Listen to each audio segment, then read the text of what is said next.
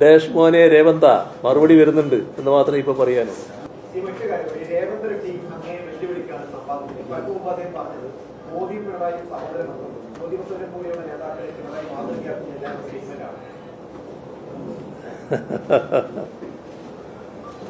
രേവന്ത് റെഡ്ഡി ഒരു സംസ്ഥാനത്തിന്റെ മുഖ്യമന്ത്രിയാണ്.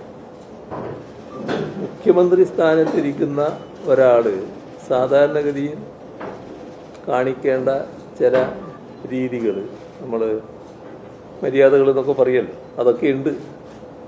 അതിനൊക്കെ ചേർന്ന രീതിയിലാണോ അദ്ദേഹത്തിൻ്റെ ഈ ഇടപെടൽ വന്നിട്ടുള്ളതെന്ന് അദ്ദേഹം തന്നെ സ്വയമേവ ചിന്തിക്കട്ടെ. ഏതായാലും അദ്ദേഹം പരസ്യമായിട്ട് ഉന്നയിച്ച സാഹചര്യത്തിൽ ഞാൻ പരസ്യമായി തന്നെ മറുപടി പറയാൻ പോകുന്നുണ്ട്.